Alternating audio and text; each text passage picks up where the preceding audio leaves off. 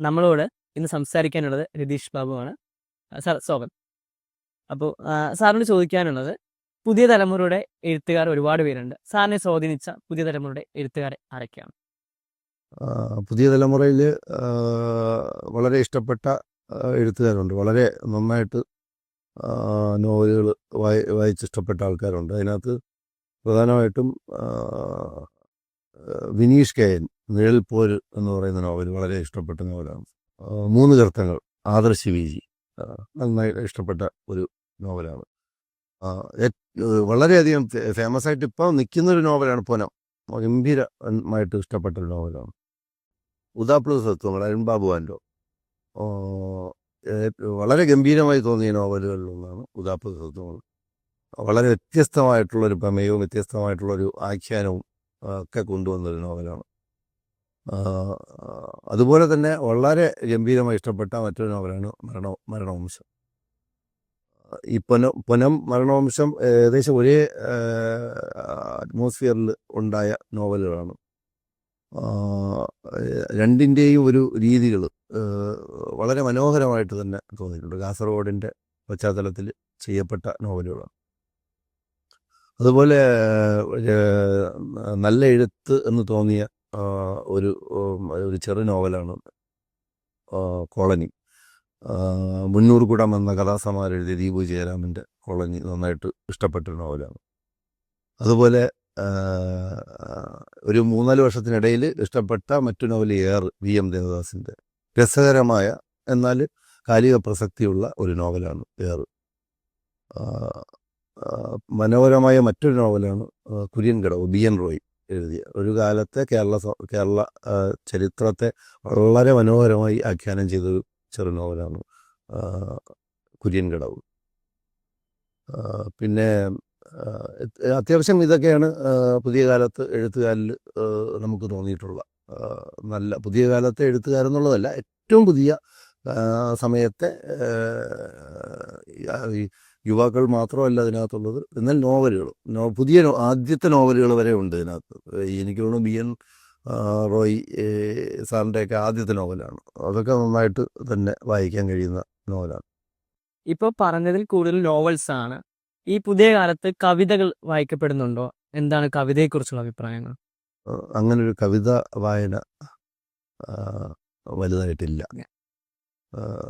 അതിൻ്റെ കാര്യം കവിതകളോട് അപ്രിയം ഉണ്ടായിട്ടല്ല, നോവലുകൾ ആണ് കൂടുതലും വായിക്കുന്നത്. കഥകൾ പോലും ആഴ്ചപ്പതിപ്പുകളിലൊക്കെ വരുന്ന കഥകൾ മാത്രമേ ചിലപ്പോഴൊക്കെ വായിക്കാറുള്ളൂ എന്നുള്ളത്.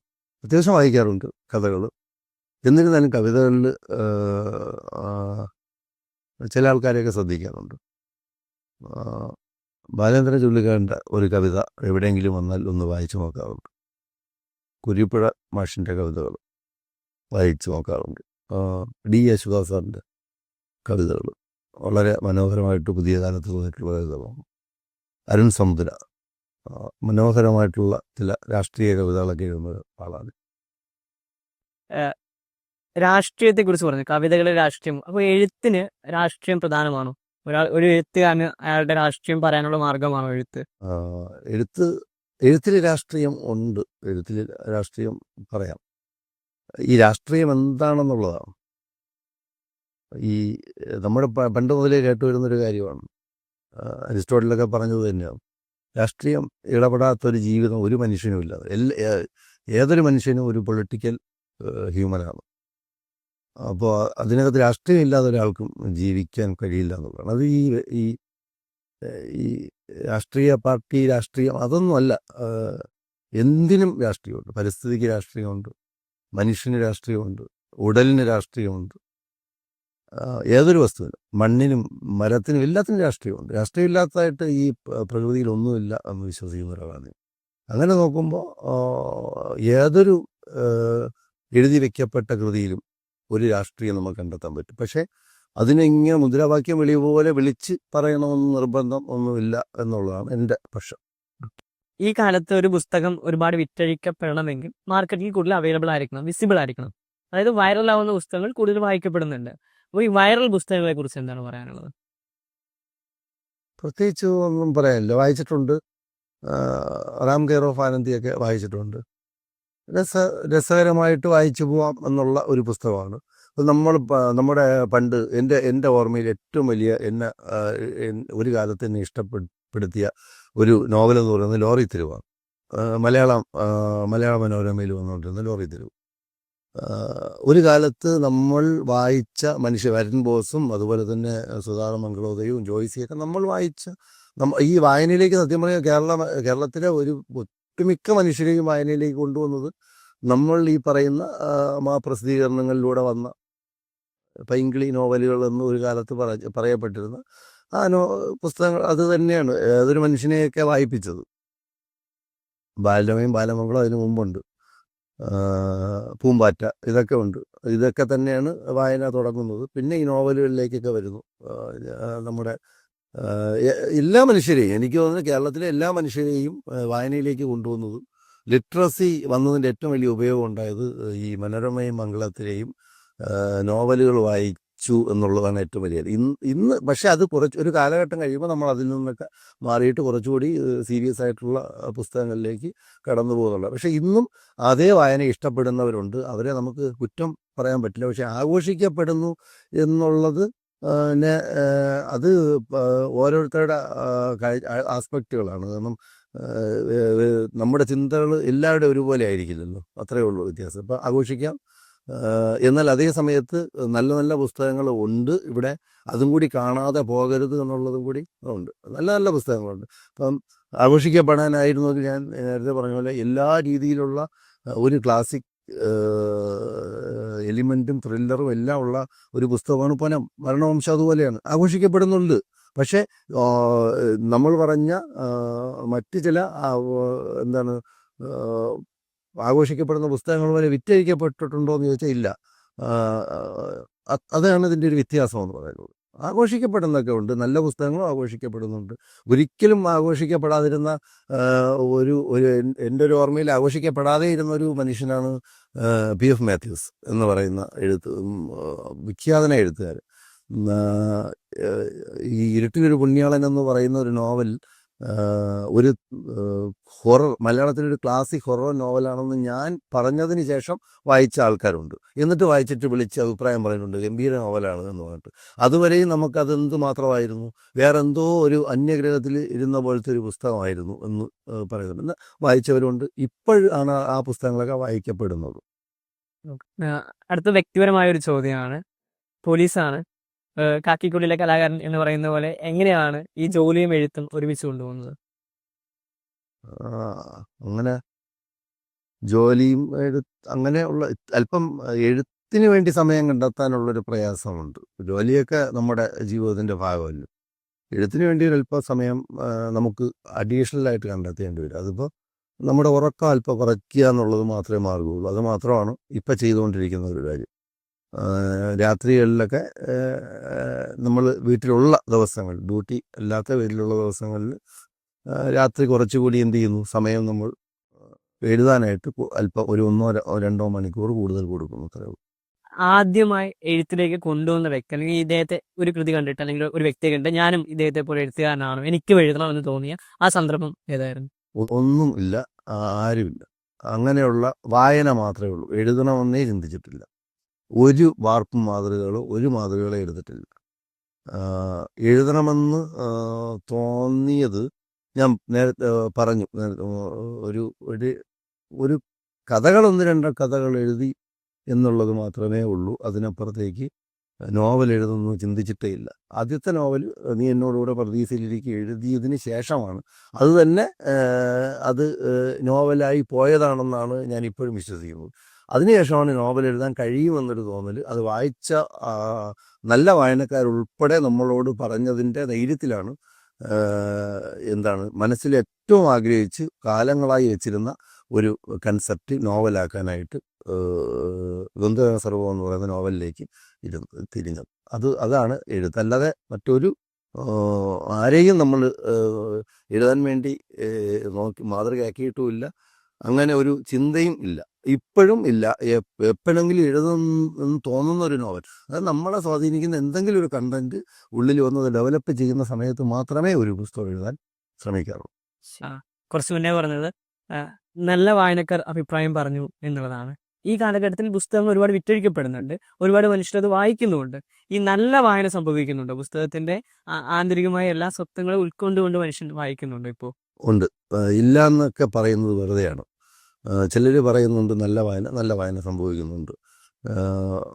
വളരെയധികം ആൾക്കാർ പുസ്തകങ്ങളെ കുറിച്ച് സംസാരിക്കുന്നു. നല്ല നല്ല പുസ്തകങ്ങളെക്കുറിച്ച് വിശദമായി സംസാരിക്കുന്നത്, പല അടരുകളിലൂടെ സംസാരിക്കുന്ന പുസ്തകങ്ങൾ ഇവിടെ വന്നിട്ടുണ്ട്. അവയുടെ ഓരോ കണ്ടന്റുകൾ നഷ്ടപ്പെട്ടു പോകാതെ സംസാരിക്കുന്ന ആൾക്കാരെ ഞാൻ കണ്ടിട്ടുണ്ട്, പുതിയ തലമുറയിൽ പോലും. ഏറ്റവും പുതിയ തലമുറയിൽ, അതായത് നമ്മുടെ പറയുന്ന കോളേജ് എന്ന് പറയുന്ന കോളേജ് കുട്ടികളടക്കമുള്ള ആൾക്കാരിൽ വരെ ഞാൻ കണ്ടിട്ടുണ്ട് നല്ല വായന. അതിലൊരിക്കലും ഒരു വിഷയവുമില്ല. എല്ലാ കാലത്തും നല്ല വായന ഉണ്ട് എന്ന് വിശ്വസിക്കുന്നു.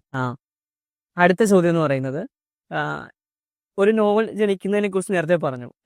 എപ്പോഴെങ്കിലും തോന്നിയിട്ടുണ്ടോ എഴുതിയ സാധനത്തെ ഞാൻ കുറച്ചും കൂടി നന്നായി വർക്ക് ചെയ്തിരുന്നെങ്കിൽ ഇതിനേക്കാൾ മികച്ച ഉൽപ്പന്നം സൃഷ്ടിക്കാൻ കഴിയുമായിരുന്നു, അങ്ങനെ എന്തെങ്കിലും എഴുതി തീർത്തതിൽ ഓക്കെ കുറച്ചും കൂടി ചെയ്യാമായിരുന്നു, എന്തെങ്കിലും മാറ്റം വരുത്തായിരുന്നു എന്നൊക്കെ? ഇല്ല. ഇല്ല. ആകെ 2 നോവലേ ഉള്ളൂ. അതിലിനി ഒന്നും മാറ്റം വരുത്താനില്ല. അത് അങ്ങനെ തന്നെയാണ്. അങ്ങനെ തന്നെയാണ്. ഓക്കെ. ഒരു ത്രെഡ് വന്നാൽ അല്ലെങ്കിൽ ഒരു കഥ വന്നു കഴിഞ്ഞാൽ അത് എങ്ങനെയാണ് നോവലായിട്ട് പരിണാമം സംഭവിക്കുന്നത്? വലിയൊരു പ്രോസസ്സാണല്ലോ. അതെങ്ങനെയാണ് ഒരു കഥയിൽ നിന്ന് നോവലിലേക്കുള്ള സഞ്ചാരം എങ്ങനെയാണ്? എന്നെ സംബന്ധിച്ചുള്ള കാര്യം മാത്രമേ എനിക്കറിയാവൂ. അത് ഒരു ത്രെഡ് വന്ന് അനേകം ത്രെഡുകൾ വരും. അത് നോവലുകളായി മാറണമെന്നില്ല. വളരെ പെട്ടെന്ന് എഴുതപ്പെട്ട ഒന്നാണ് നീ എന്നോടുകൂടെ പർദീസിൽ. അതിന് മുമ്പുള്ള ത്രെഡാണ് എന്നാൽ ദ്വന്ദ്വ സംഭവത്തിൽ. അത് നോവൽ എന്നുള്ള ത്രെഡിലേ അല്ല, ചിന്ത മാത്രമാണ്, കഥ മാത്രം. അപ്പോൾ വളരെ പെട്ടെന്ന് തോന്നിയ ഒരു കൺസെപ്റ്റിൽ നിന്നാണ് പർദീസ ഉണ്ടാകുന്നത്. അതുപോലെ അങ്ങനെ ഒരു വിശാലമായ കണ്ടന്റ് സ്വരൂപിച്ച് ഇങ്ങനെ അങ്ങനെയൊന്നുമില്ല. ഓരോ ദിവസവും അതിനുവേണ്ടി വർക്ക് ചെയ്ത് ആ പണിയൊന്നുമില്ല. ഒരു സംഗതി, ഒരു നോവലിൻ്റെ കാര്യം എന്താണെന്ന് തോന്നുന്നു, ഒരു കൺസെപ്റ്റ് നമുക്ക് തോന്നുന്നു, അത് ഇതുമായിട്ട് അത് നോവലായി മാറും എന്ന് നമുക്കൊരു ഉറപ്പുണ്ട്. അങ്ങനെയുള്ള ഒരു കാര്യം മാത്രമാണ് ഇതുവരെ ചെയ്തത്. അങ്ങനെയുള്ള ചെയ്തതാണ് ഈ 2 എണ്ണം. അതിനുശേഷമുള്ള ഒരെണ്ണത്തിൻ്റെ വർക്കിലാണ്. അത് എപ്പോഴും തീരുമെന്ന് നമുക്ക് ഉറപ്പുമില്ല. നേരത്തെ പുതിയ എഴുത്തുകാരെ കുറിച്ച് പറഞ്ഞു. ഈ പറഞ്ഞതിൽ എല്ലാം തന്നെ പുരുഷ എഴുത്തുകാരാണ്. എനിക്ക് തോന്നുന്നു എല്ലാ ആൾക്കാരും പുരുഷന്മാരെന്ന് പറയുന്നത്. എന്തുകൊണ്ടാണ് നമ്മൾ ഈ സമൂഹത്തിൽ സ്ത്രീ എഴുത്തുകാർ കൂടുതൽ ഉണ്ടാവാത്തത്? ഉണ്ട്. സ്ത്രീ എഴുത്തുകാരില്ല എന്ന് ഞാൻ പറഞ്ഞില്ല. ഞാൻ ഈ വായിച്ചതിൽ എൻ്റെ ഓർമ്മ വന്ന എല്ലാം പെട്ടെന്ന് ഓർമ്മയിൽ വരില്ലല്ലോ, അത്രേ ഉള്ളൂ. അല്ലാതെ കഥകൾ വായിച്ചിട്ടുണ്ട്, കഥകൾ വായിക്കാറുണ്ട്, അത്യാവശ്യം നോവൽ വായിക്കുന്നുണ്ട്. അങ്ങനെ വായിച്ചതിൽ വളരെ നന്നായിട്ട് ഇഷ്ടപ്പെട്ട നോവലുകളുണ്ട്. എൽമ, ഫർസാന അലിയുടെ എൽമ വായിച്ചിട്ടുണ്ട്. പിന്നെ വളരെ ഇഷ്ടപ്പെട്ട ഒരു കഥ വായിച്ചിഷ്ടപ്പെട്ടത് കൊണ്ട് തന്നെ ഒരു നോവൽ വാങ്ങി വെച്ചിട്ടുണ്ട്. അതായത് കഥ മൈസൂർ മല്ലിക എന്ന് പറഞ്ഞിട്ട് ഞാൻ ആദ്യമായിട്ടാണ് വായിക്കുന്നത്. ആ ശശിത ആദ്യമായിട്ടാണ് വായിക്കുന്നത്. ഭയങ്കരമായിട്ട് എന്നെ സ്വാധീനിച്ചൊരു ഇഷ്ടപ്പെട്ടൊരു കഥയാണ്. അപ്പോൾ ആ കഥ വായിച്ചതിന് ശേഷം കാവ ഞാൻ വായിക്കാനായിട്ട് എടുത്തു വെച്ചു. കാരണം അത്രയ്ക്കും എന്തൊക്കെയോ അതിനകത്തുണ്ടാവും. ആ കഥ പോലെ തന്നെ നമ്മളെ വായിപ്പിക്കുന്ന ഒരു സംഗതി ഉണ്ടാവുമെന്ന് ഒരു തോന്നലിൽ നിന്നാണ്. സോണിയ റഫീഖ് പ്രോമിസിംഗ് ആയിട്ടുള്ള എഴുത്തുകാരാണ്. ഊതെഴുതിയ ഷെമിന ഹാഷിം, എൽമ, ഫർസാന, ആ ശശിത, ഇൻഷാഗംഗ കഥകളിൽ ഏകദേശം ബാക്കി ഓർമ്മ വരുന്നില്ല. വായിച്ച ആൾക്കാരുണ്ട്. വളരെയധികം ഇഷ്ടപ്പെട്ട കഥകളും നോവലുകളും എഴുതുന്ന ഷീല ടോമി, നല്ല മനോഹരമായ എഴുത്ത് പുസ്തകങ്ങളാണ്. ഇങ്ങനെയുള്ള ആൾക്കാർ വായിച്ചിട്ടുണ്ട്. പുതുതായിട്ട് എഴുത്തിലേക്ക് വരുന്ന പുതിയ കാല എഴുത്തുകാരോട് എന്താണ് പറയാനുള്ളത്? അങ്ങനെ പറയാൻ മാത്രമുള്ള ഒരാളല്ല ഞാൻ എന്നാണ് എൻ്റെ വിശ്വാസം. എഴുത്തങ്ങനെ പ്രത്യേകിച്ച് പറയാനായിട്ടൊന്നുമില്ല. എഴുത്തിന് അതൊക്കെ ഓരോരുത്തരുടെ താല്പര്യങ്ങളാണ്. എഴുത്തിൻ്റെ രീതികൾ, എഴുത്തിലെടുക്കുന്ന സബ്ജക്റ്റുകൾ, എഴുത്തിന് ഏത് രീതിയിൽ എഴുതണമെന്നൊക്കെ. പിന്നെ ഒറ്റ കാര്യം, എപ്പോഴും ഒരു മാനവികതയുടെ പക്ഷത്ത് നിന്ന് എഴുതണമെന്നുള്ളൊരു ഒരു ആഗ്രഹം എനിക്കുണ്ട്. അപ്പോൾ ആ ഒരു കാര്യം എനിക്കത് ഉപദേശമൊന്നുമല്ല, ആരോടും അങ്ങനെ ഉപദേശിക്കാനോ ഉപദേശം ഇതൊന്നും അങ്ങനെയൊന്നും ഉള്ളതല്ല. എൻ്റെ പക്ഷമാണ് ഞാൻ പറയുന്നത്. അങ്ങനെ നിന്ന് എഴുതണമെന്നുള്ളതാണ്. അങ്ങനെ നിന്ന് എഴുതാൻ അതിന് കാരണം വെച്ചാൽ നമ്മൾ നമ്മുടെ ചുറ്റുപാടുള്ള എഴുത്തുകാരെ ചുറ്റുപാടുള്ള എഴുത്തുകാരെ മാത്രമല്ല, ലോകത്തുള്ള പല എഴുത്തുകാരെയും നമ്മൾ വായിക്കുമ്പോൾ ഏറ്റവും അധികം പേരെടുത്തിരിക്കുന്ന ഏറ്റവും നന്നായിട്ട് വായിക്കപ്പെടുന്നതും ഭയങ്കരമായിട്ട് ചർച്ച ചെയ്യപ്പെടുന്നതായിട്ടുള്ള പുസ്തകങ്ങൾ എപ്പോഴും മാനവികതയുടെ പക്ഷം ചേർന്ന് എഴുതുന്ന ആൾക്കാർ തന്നെയാണ്. പട്ടം പറത്തുന്നവർ ഈയൊരു 10 വർഷത്തിനിടെ ഇപ്പുറത്തോട്ടാണ് ഞാൻ 10 വർഷത്തിനിടയിൽ ഇപ്പുറത്തോട്ട് ഒരുപാട് ചർച്ച ചെയ്യപ്പെട്ടൊരു ഭയങ്കരമായിട്ട് വായിക്കപ്പെട്ടൊരു പുസ്തകമാണെന്ന് തോന്നിയിട്ടുണ്ട് ഈ പട്ടം പറത്തുന്നവർ. അതുപോലെ തന്നെ എലിഫ ഷഫാക്കിനെ മലയാളികൾ ഏറ്റവും അധികം വായിക്കുന്ന ഒരു എഴുത്തുകാരിയാണ് എലിഫ ഷഫാക്ക്. കൃത്യമായിട്ട് മനുഷ്യപക്ഷ രാഷ്ട്രീയം പറയുന്ന ഒരാളാണ്. അപ്പോൾ ഇത്തരത്തിലുള്ള കാര്യങ്ങൾ എപ്പോഴും മനുഷ്യപക്ഷത്തു നിന്ന് എഴുതാൻ ശ്രമിക്കുക എന്നുള്ള ഒരു കടമ്പ എഴുത്തുകാരനുണ്ട് എന്നുള്ളതാണ്. ഇത്രയും നേരം നമ്മളൊപ്പം സമയം ചെലവഴിച്ച സാറിന് മാംഗോസിന്റെ പേരിലുള്ള നന്ദി രേഖപ്പെടുന്നു സാർ. അപ്പോൾ ഇനിയും കാണാം. കാണാം. സാറിന്റെ എഴുത്തുകൾ ഒരുപാട് മനുഷ്യർ വായിക്കട്ടെ.